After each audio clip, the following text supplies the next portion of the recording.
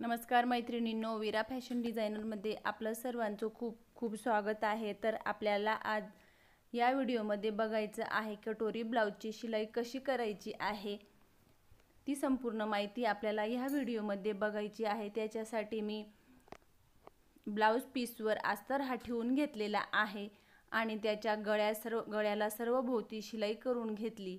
नंतर गळ्याचा भाग हा आपल्याला कटिंग करून घ्यायचा आहे आणि मग आपल्याला अस्तर पलटवून गळ्याच्या वरच्या बाजूला शिलाई करायची आहे। आधी आपल्याला थोडे बारीक कट मारून घ्यायचे आहेत, म्हणजे अस्तर पलटवायला सोपं जातं।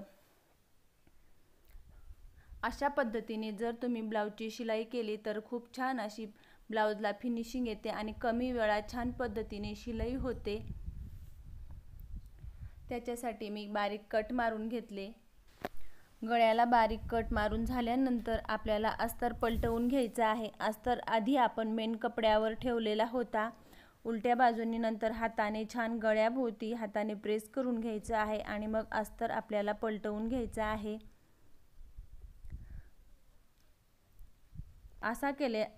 अशी शिलाई केल्यानंतर आपल्याला इथं पाइपिंग करायची गरज राहत नाही आणि कमी वेळेमध्ये आपला ब्लाउज स्टिचिंगचं काम पूर्ण होतं। गळ्याच्या कडेने आपल्याला शिलाई करून घ्यायची आहे। नंतर आपल्याला सर्व बाजूंनी बॅक साइडच्या पॅटर्नची आणि पूर्ण जे आपण पॅटर्न तयार करून घेतलेले आहेत, कापून घेतलेले आहेत, सर्व पॅटर्नला सर्व बाजूंनी आपल्याला शिलाई करून घ्यायची आहे।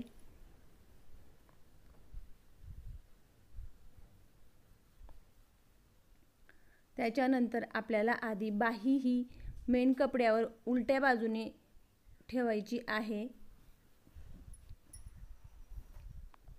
आणि बाहीच्या कडेने आपल्याला आधी शिलाई करून घ्यायची आहे। नंतर आपल्याला अस्तर बरोबर पलटवून घ्यायचं आहे आणि तिथं काठावर आपल्याला एक शिलाई मारून घ्यायची आहे, किंवा आपण अस्तरच्या बाजूला एक शिलाई मारून घेतली तरीही चालेल, किंवा एक बाजूनी शिलाई मारून घ्यायची आहे आणि पूर्ण बाहीच्या सर्व बाजूंनी आपल्याला शिलाई करून घ्यायची आहे। अशाच पद्धतीने दुसऱ्याही बाहीची शिलाई आपल्याला अशीच करायची आहे। त्याच्यानंतर सर्व पॅटर्नची पण आपल्याला सर्व बाजूंनी शिलाई करायची आहे।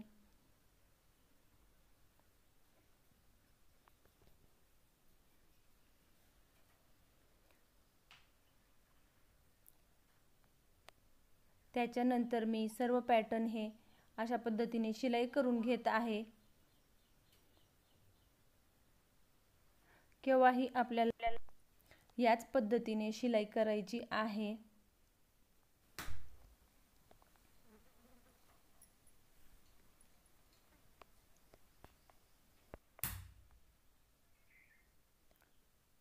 नंतर आपल्याला कटोरी घ्यायची आहे आणि कटोरीच्या आपल्याला सर्व बाजूंनी शिलाई करून घ्यायची आहे।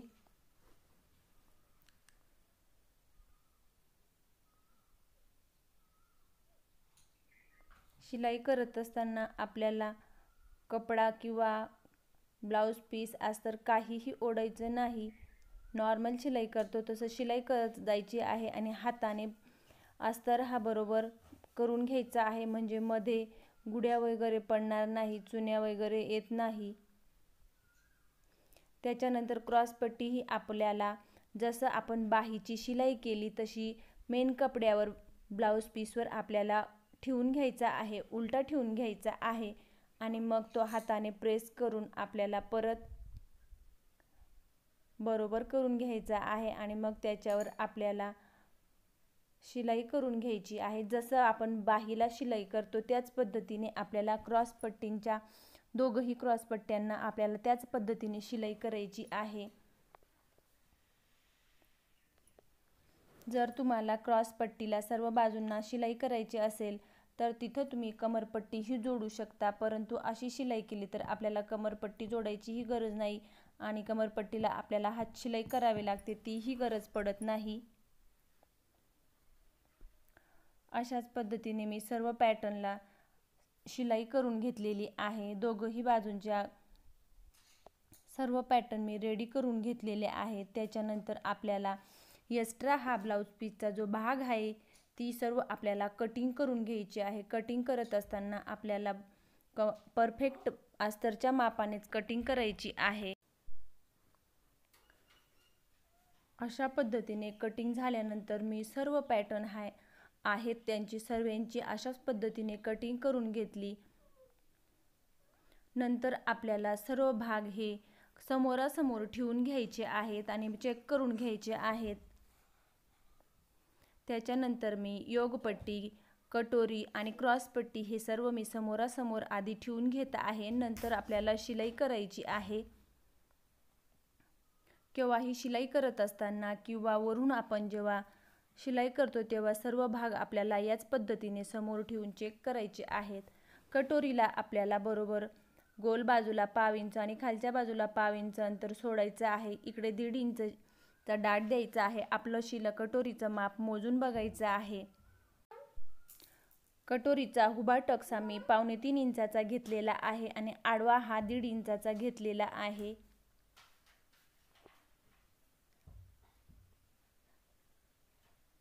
छत्तीस साईजचा पॅटर्न आहे, त्याच्यामुळे मी उभा डाट हा 3 इंचाला 2 पॉइंट कमी इतका घेतलेला आहे की आपण 2.5 इंचाचाही घेऊ शकतो। लहान साईज असल्यावर कटोरीला खूप छान असा पफ आलेला आहे।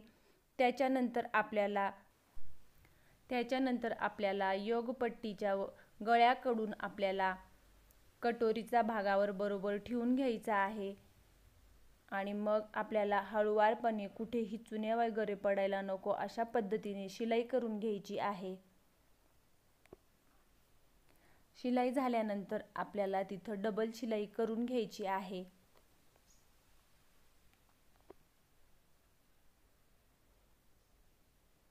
अशा पद्धतीने छान मी अशी शिलाई करून घेतलेली आहे। कुठेही चुन्या वगैरे काहीही आलेल्या नाही।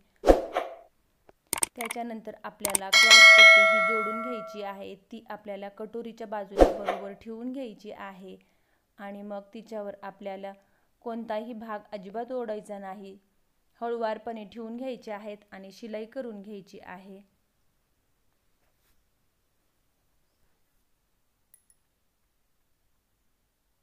तिथंही आपल्याला डबल शिलाईच करून घ्यायची आहे।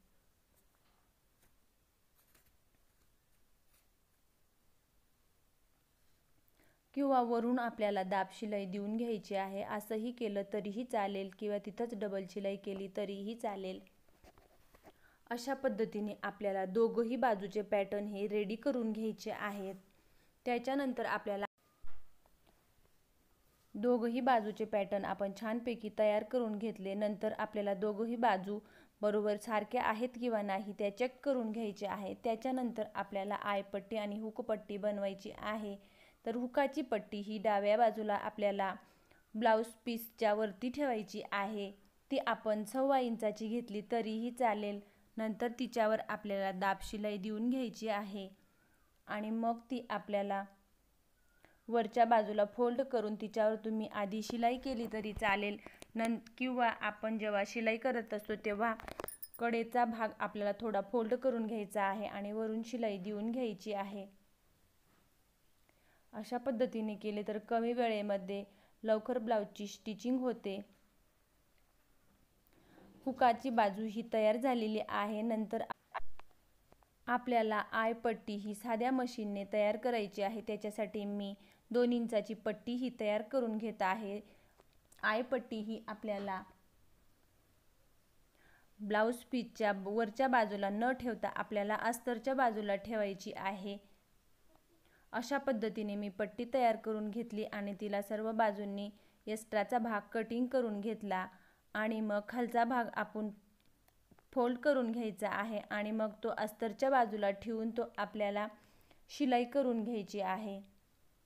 इथं आपल्याला पाव इंचावर शिलाई करायची आहे। नंतर तिथं परत दाब शिलाई देऊन घ्यायची आहे।